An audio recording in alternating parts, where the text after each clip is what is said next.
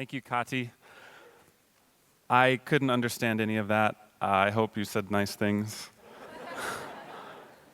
I heard Twitter and Medium were mentioned. So, my name is Erich Nagler. I'm here from New York, and I am the art director of Medium. I think that Kati has said a few things about what Medium is, but as I said, I didn't understand that. So Medium is a place where anyone can come and share their stories and ideas and perspectives. They can write, they can design, they can lay out their articles or their posts and then publish them, and they can create publications with their ideas and other people's ideas. It's used by professional journalists. It's also used by publications and by everyday users who have the same tool set as the professionals on Medium, thereby hopefully creating a level playing field where anyone can come to express themselves. So, Medium is a digital platform that anybody can use. How do you create a publication or a brand in the context of this digital publication where the boundaries of your publication dissolve, which is a phenomenon that's happening all over the internet in our digital lives, especially with recent advances like Google AMP and Facebook Instant Articles and Apple News. How do you make a publication when that's the way everyone is experiencing your stories? You don't have the beautiful cover design. You don't have this great procession of the table of contents and the masthead and the opening spread and the feature well and the front of the book. So people are landing at your article or at something that you've produced from wherever they come from. And so what's a designer to do? How do you create that space and that context for your work so readers know how to approach it and they know that it's the sound of your voice and it's your creativity they're experiencing? So this is Medium. This is the homepage. There isn't a homepage per se, but Medium is this is my homepage. These are the tags that I follow. These are the users that I follow. These are the topics and the writers that I'm interested in. So these are the stories that are presented to me. They're not going to be the same stories that are presented to another user with a different set of tastes or a different set of interests. Some of these are professional stories. Some of these are just written by everyday users. So just to back up a little bit, I started thinking about these issues, these concerns, when I was an art director at the New York Times, and was commissioning illustrations for the newspaper. This is a big spread in the Sunday paper.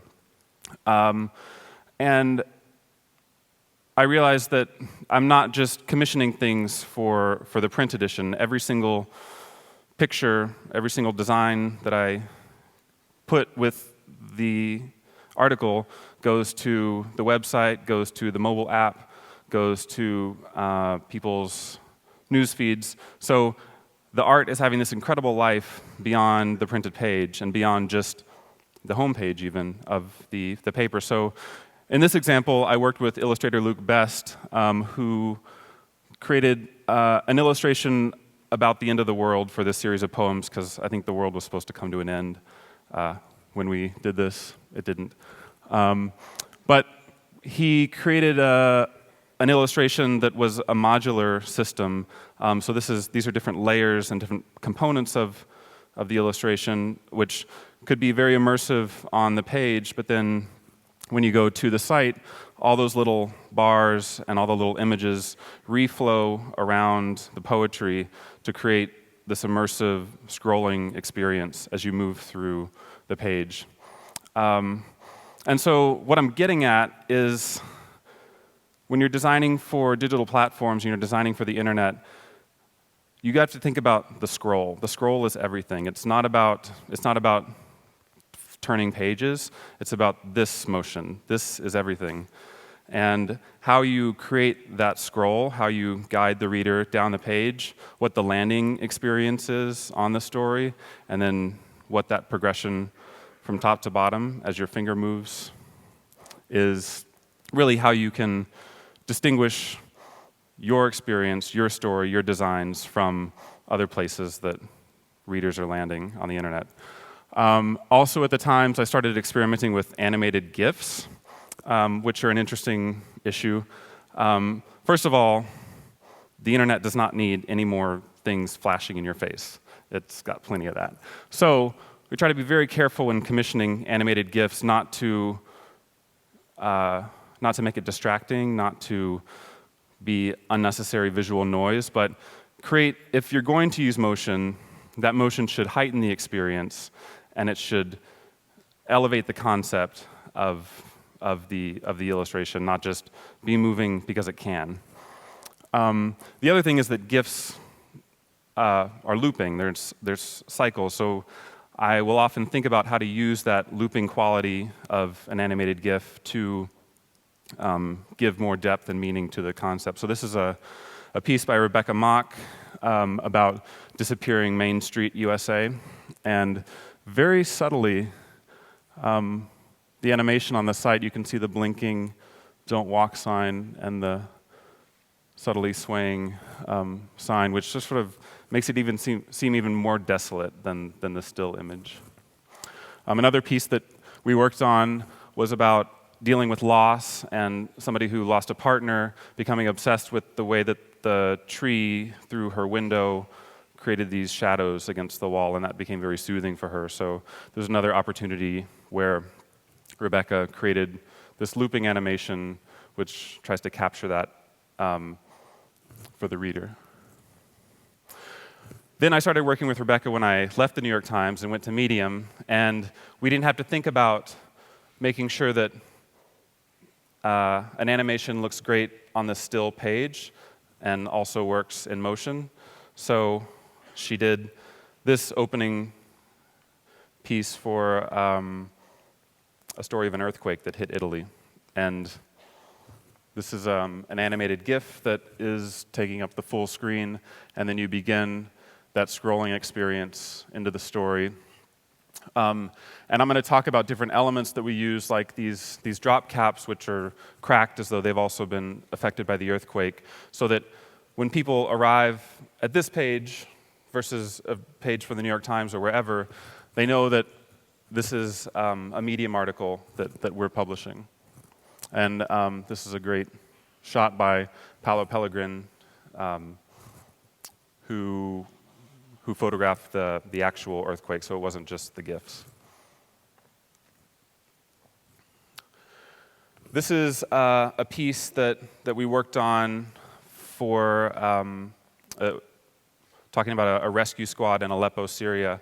A journalist and a photographer went to Aleppo to spend some time with these guys who weren't fighters. They would just go to the site of bomb blast to help rescue people. And so what we wanted to do is create a kind of weaving a visual essay into the written story. So you are actually you're riding along with them as they are staying in their barracks, having some downtime, hearing a missile soar overhead, running to the scene, rescuing bodies. Typically, a magazine feature might have an opening photograph, maybe use one on the table of contents, and then you have a couple images on the turn page. I think this had 60 or so photographs woven into the article as you flow through. So I think that people are reading the internet on many different levels. It's not always starting at the beginning of the first paragraph and reading to the last paragraph, but sometimes people can read a story visually and maybe approach it at different levels.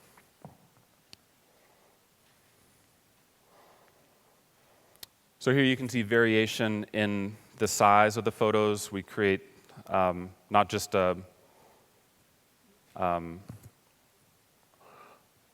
not just a consistent scrolling experience, but something that feels woven through.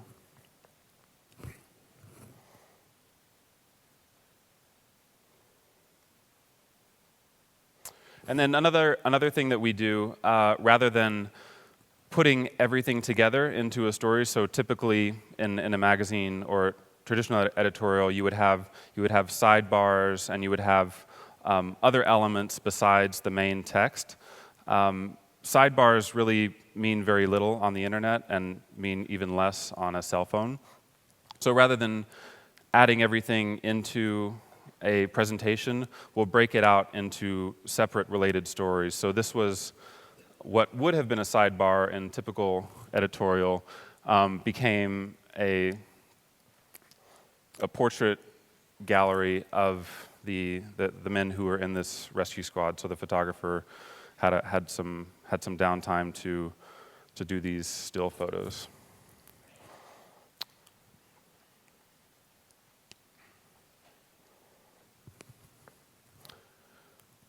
Another thing that is important when you're publishing to digital platforms is to sell yourself, because you're not on a newsstand.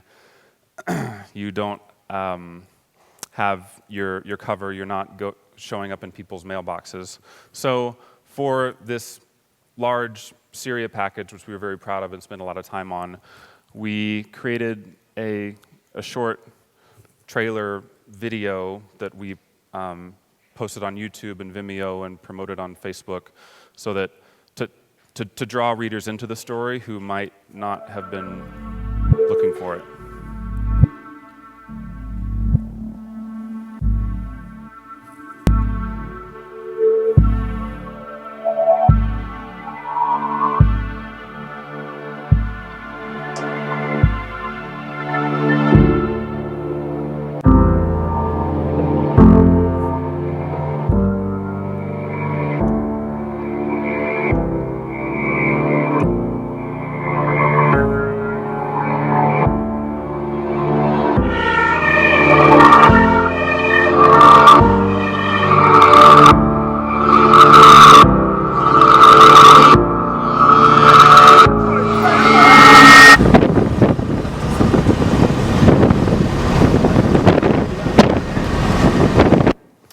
So it's like a movie trailer for a magazine article in a way,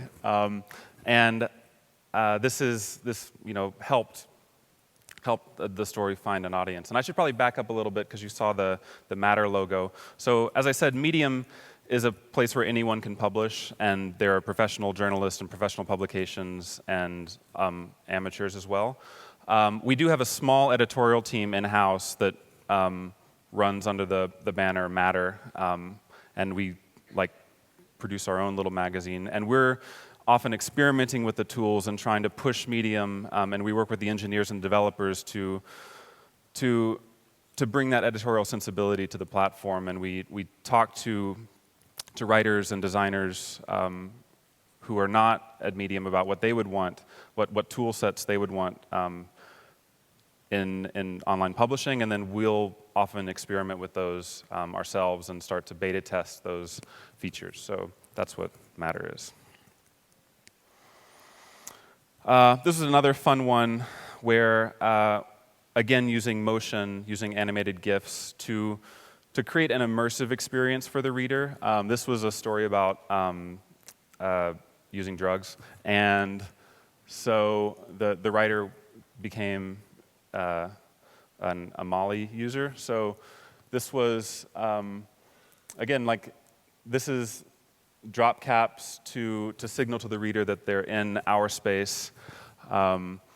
We commissioned these motion photo sort of video composites to give you that inebriated sensation as you're reading the story. But it doesn't cover the text. It's not superimposed on the copy. You could actually just scroll right past it if you're not interested in this type of thing. But it does give that branding even as you're scrolling. It's not just at the top.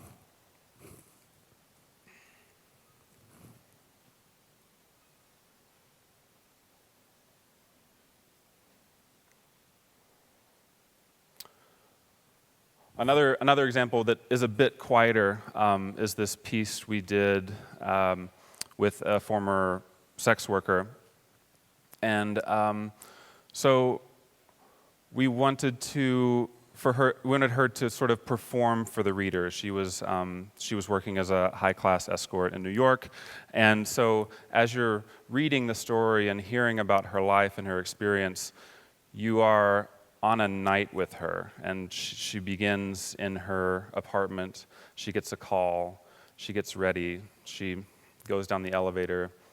She arrives at the hotel. She changes into her lingerie, and we end with her sitting on the bed. So you have this visual experience with Svetlana is her name, as you're reading the story. And again, we use very subtle animations in the images so that it's not flashing in your face, not zooming around, but you can see this is her in her room.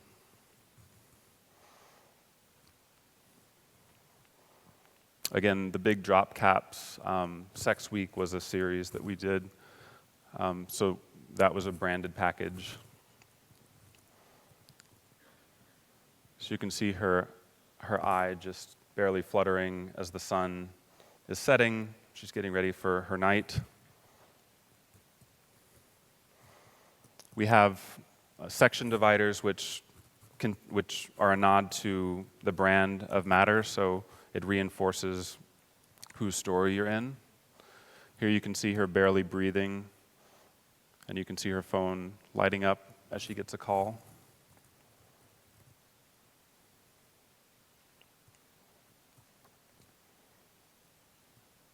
Maybe setting up an arrangement with her client.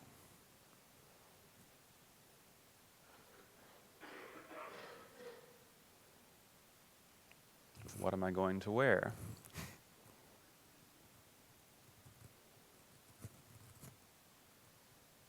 Getting ready, and so on and so on. So we think about this scrolling experience. It's not just, this body copy isn't something to be ignored. It's not background.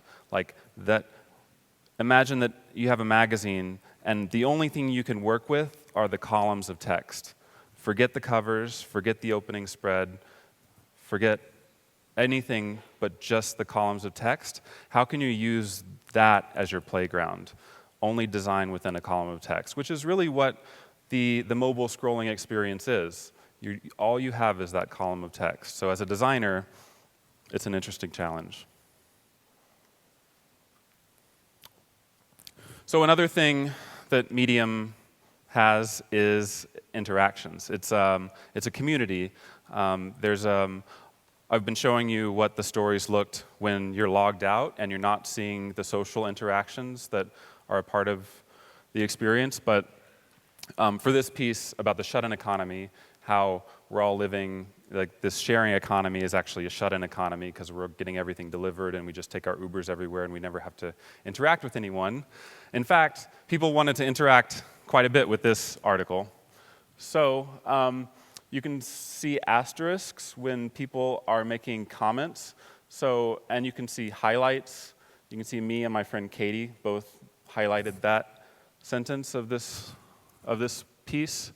You can see my friends, 35 people got really into that particular sentence, which was like the thesis of the story.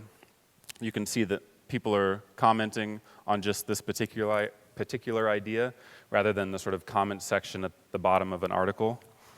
And then people became very interested in these little GIFs. What's the animated GIF? They really distract from the article. F to haters, this GIF is perfect. So readers are starting to comment and starting to interact with the art, not just passively scroll past it or come across it on the page. This really became a conversation after it was published, so it had this incredible life. That little vacuuming GIF is a recurring section divider, so every time he crops up, people just have a lot to say. I'm pro-GIF, keep it. I'm with the pro-GIFers. So they're just like, all the readers are engaging here. And so we wanted to try to harness that activity in an editorial way. And so about the time the Apple Watch came out, we have a lot of the early adopters of Medium are in tech, naturally. So we invited them all to write their reviews of the Apple Watch. Do you love it? Do you hate it? Is it distracting? Is it bulky? Is it cute?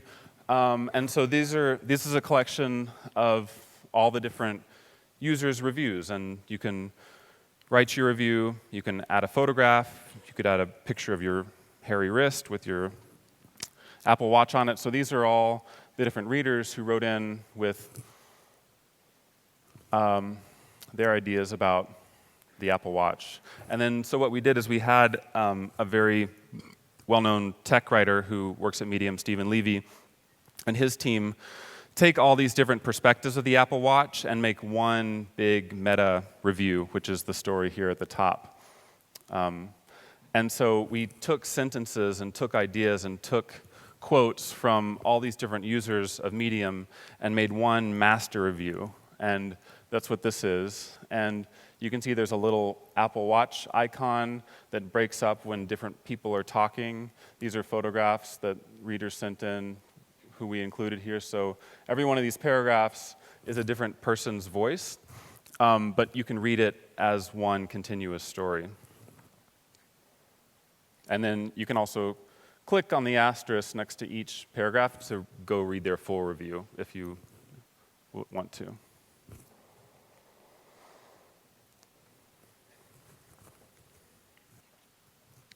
The last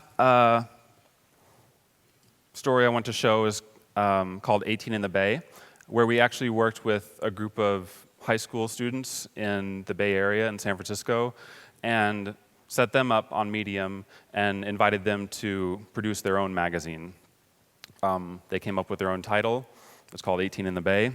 I worked with an illustrator and a photographer and helped them design their magazine. But this is the table of contents of the different chapters, and again, you can see how, rather than making one big feature, it's atomized into many smaller stories.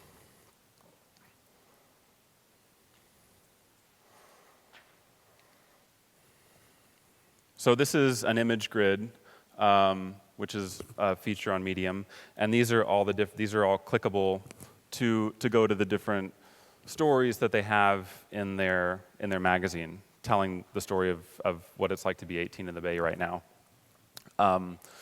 One of the things they did was a survey here, and these are the results of the survey, which we'll click on here. So again, this is design on Medium. We created a very chunky, very large infographic style, because when things are very small and itsy-bitsy, they're very hard to see on the phone.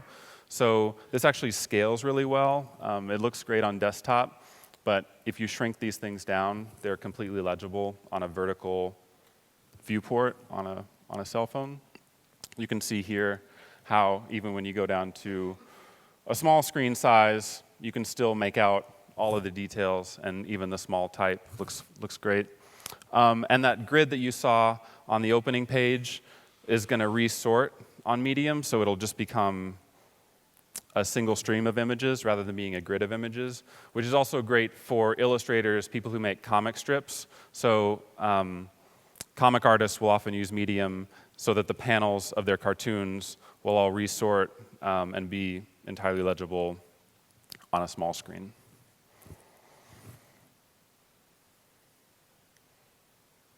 So that's designing for digital platforms. I can't wait to have some competition. Thank you.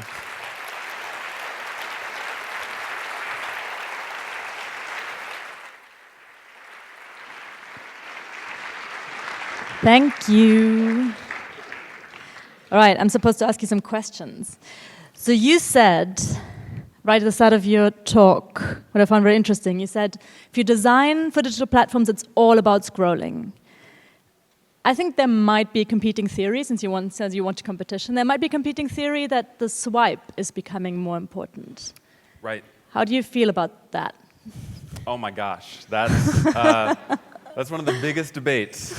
Swiping. Well, that's what we're unpacking in here. Scrolling.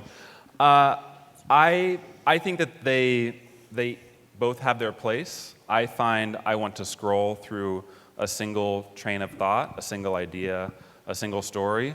I want to swipe to get to the next story or to another piece of content. Some people like to turn the page, as it were, on their phone and swipe through a single story. To me, swiping is next, please. Okay, so you've made your choice. Yeah. And another question that I thought, because you showed your old New York Times stories, and I realized you were already using GIFs in that context in internet years ages ago, right? So GIFs, I think, are really important when it comes to doing sort of more magazine-y design online. But if you think, all right, so basically by internet years, the GIFs is super, super old. What's after the GIF? So what's your next move when it comes to doing imagery online? Well, yeah, the GIF is an old technology that's had this incredible resurgence, and I think that after some of the things that we've seen in the past few years, everything after the New York Times snowfall article, there was like a race to see how much junk and how many things you could make spin on a story, and we found that readers really didn't like that. People who want to read want the text, and they don't want it messed with and made illegible. And so I've actually noticed a return to more classical, more simple, more stripped down presentations of journalism and magazines online and on the phone. And so I think that what's next is designers exercising restraint and giving the reader and being true to the readers and being true to the story, rather than throwing a bunch of stuff into the layout just because you can. Okay, thank you. Thank you. Erich.